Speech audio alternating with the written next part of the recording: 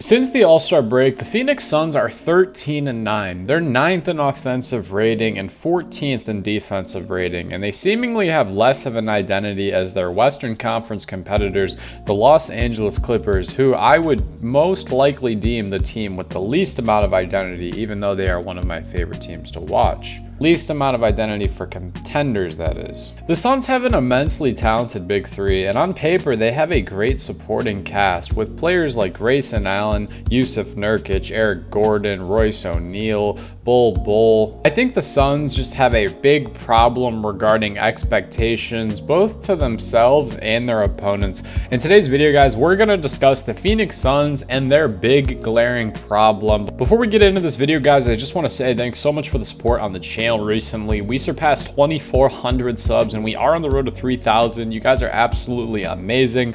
Let's get this going as we are ramping up to playoff basketball. I hope you guys are stoked for the many uploads I have coming for you. I love you all. Let's get straight into this video. So as I mentioned, I think the Phoenix Suns' big first problem is that they kind of have this issue where they stoop to their opponent's playing level.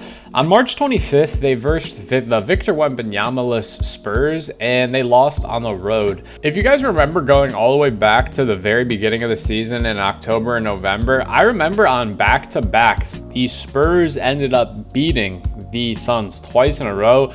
Then you fast forward to tonight, or a couple weeks ago, sorry. They obviously had that back-to-back where they won against the Spurs and then they lost. But we're going to be talking about that March 25th game in specific because, as I mentioned, there was no Victor Wembanyama and they still lost. It seems as if when they're versing talent or lack thereof, they play to that level, because you fast forward just 2 days later and then they play the Denver Nuggets, the defending champions, and obviously they don't have Jamal Murray, but they beat them by almost double digits and they looked amazing, might I add, on defense. They were sending the very appropriate amount of double teams to Aaron Gordon and Nikola Jokic. They did a really good job stopping the backdoor action that the Denver Nuggets love to run, and they had a lot of ample moving on the offensive side of the ball. You definitely enjoy what you saw that night from guys like, in specific, Eric Gordon, even Grayson Allen, and well, I shouldn't say even, he's been great all season.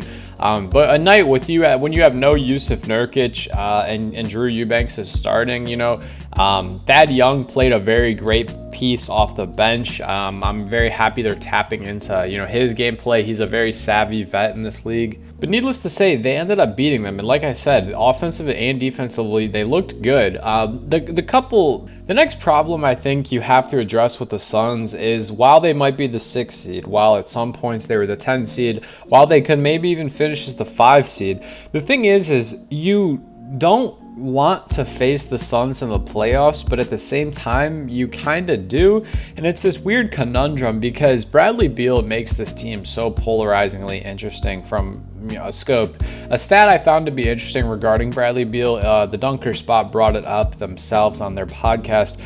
Per 100 possessions, Bradley Beal sees 17 pick and rolls where he is the primary ball handler, the one moving around the pick. It's interesting because if you compare it to someone like Luka Doncic, who sees 56 picks per 100 possessions, it's very interesting to think about. Obviously, Brad is in a much smaller role than Luka. He's the third option on a so-called contender, but it just doesn't make sense to me in the sense that, like I said, we understand Brad isn't a first option, and he's clearly not the first or second. He's comfortably the third, but it doesn't seem like this is the type of output or production you'd want from a primary ball handler after you use so much of your capital and your assets to acquire him. It just seems like you never know what you're going to get out of Bradley, whether it's 10 points or 18 points, and then sometimes he'll explode for 30 or 35. Granted, that's only happened a couple times, but it feels like with Bradley Beal's play style, he would be able to perfectly glue in and snake his way into that lineup and play off the ball and move around and be excellent.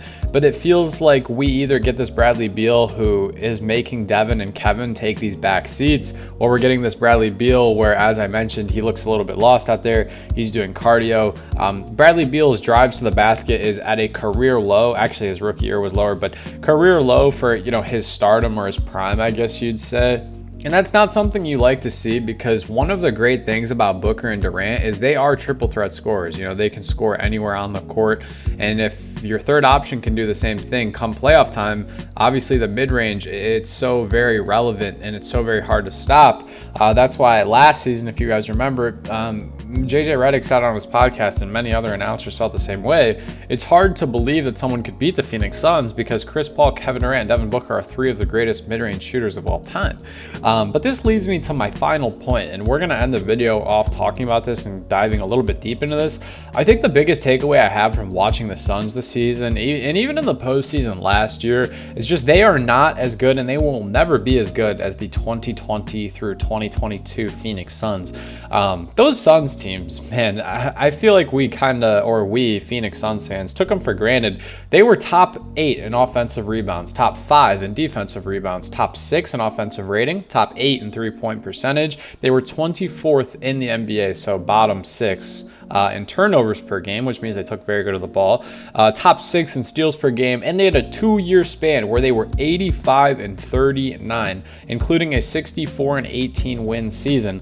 The Phoenix Suns, man, they were so good. Mikal Bridges was the perfect Iron Man 3-and-D role-playing beast. Chris Paul was an all-time, obviously, facilitator, great on-ball defender. Bradley Beal was an immensely talented, or not Bradley Beal, sorry. Devin Booker was an immensely talented. You know, I'm giving you the rundown on this team. You guys don't need to hear it because you know it. But I think that's the biggest problem. I think this new GM bit off a little bit more than he could chew. He came in, he made the big trade for Durant, then he made the big trade for Bradley Beal.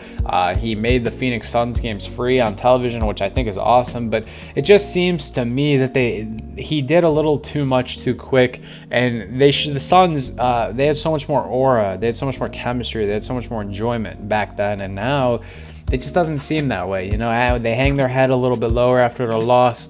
You know, they raise their glasses in victory a little less high after a win. I don't know. What do you guys make of this? I know this video was kind of random and all over the place, but I did make a Phoenix Suns video just 2 weeks ago, so if you want to hear more in depth on my opinion on them, go check that one out. I appreciate you guys' support as always. Hope you have a great rest of your day. Stay happy, healthy, and blessed. Peace.